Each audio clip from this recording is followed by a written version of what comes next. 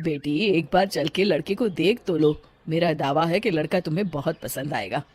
बाला बहुत अच्छा लड़का है। हाँ हाँ बेटी, हम लोग तुम्हारे दुश्मन तो नहीं है। किसी अच्छे लड़के से ही तुम्हारी शादी करवाएंगे ना। आखिर तू हमारी इकलौती बेटी है। अच्छा ठीक है माँ, अब ज्यादा भावुकतापूर्ण शब्दों का इस्तेमाल ना करो। मैं चलने के लिए तैयार हूँ। चलो फिर, बिना देर के हम सब चलते हैं। सभी बाला के घर पहुंचते हैं। अरे क्या बात है बहन जी, अभी तक आपका बेटा नहीं आया? जी बस आता ही होगा। तभी वहां बाला आता है। लो जी, आ गया मेरा बेटा। ये लोग तुझे देखने आए हैं और ये इनकी बेटी नम्रता है। बाला के सर पर बिल्कुल बाल नहीं होते। ये देख नम्रता और उसके परिवार वालों की आंखें फटी की फटी रह जाती है। ये तो टकला है।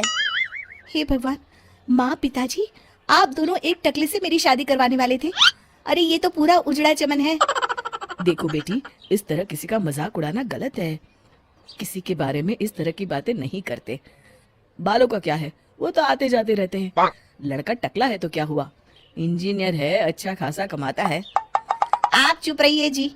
इसकी तरफदारी इसलिए कर रहे हैं क्योंकि आपके भी सर पर बाल नहीं है। मैंने तो आपसे शादी कर ली, मगर मैं अपनी बेटी की शादी एक टकले से बिल्कुल नहीं करवाऊंगी। अरे ये क्या, कब से आप लोगों ने टकला टकला लगा रखा है? और माफ करना, तुम भी कोई हूर की परी नहीं हो। तुम लोग मेरे घर में आकर मेरी ही बेइज्जती कर रहे हो। निकल जाओ यहाँ से। हाँ हाँ तो जा रहे हैं ना, हमें भी यहाँ रुकने का कोई शौक नहीं है। नम्रता और उसके परिवार वाले उठकर वहां से जाने लगते हैं। तभी नम्रता का छोटा भाई जाते जाते कहता है, टकला, तेरा बाप टकला। और इस तरह बाला का रिश्ता टूट जाता है। फिर एक दिन सड़क के किनारे एक आदमी घूम घूम कर कंधी बेच रहा होता है। कंधी ले लो, कंधी, एक से बढ़िया एक कंघी ले लो, नए जमाने की कंघी ले लो। अरे भाई ये ले लो। घूमते घूमते वो बाला के पास पहुंच जाता है। अरे भाई साहब, कंधी लोगे क्या? ये लो। तभी उसकी नजर बाला के सर के ऊपर पड़ती है। अरे माफ करना भाई साहब, आप इसे लेकर क्या करोगे?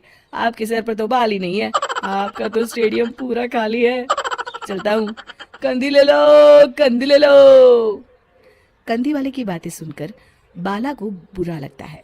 उस समय बाला को ऐसा महसूस होता है कि उसके लिए दुनिया में सबसे कीमती कोई चीज अगर है तो वो सिर्फ बाल है।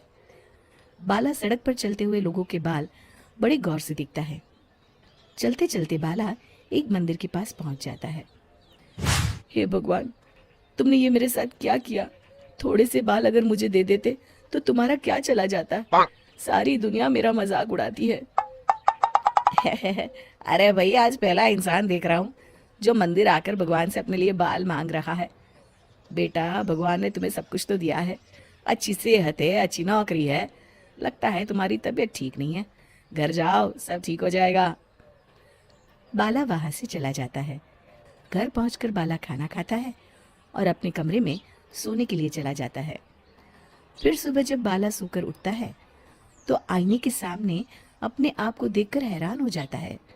बाला के सर पर एकदम घने बाल आ जाते हैं। बाला खुशी से झूम उठता है। अरे ये तो चमत्कार हो गया, मेरे सर पर बाल आ गए। लेकिन ये हुआ कैसे? दोस्तों, अगर आप इस कहानी का दूसरा भाग देखना चाहते हैं तो हमें कमेंट करके जरूर बताएं।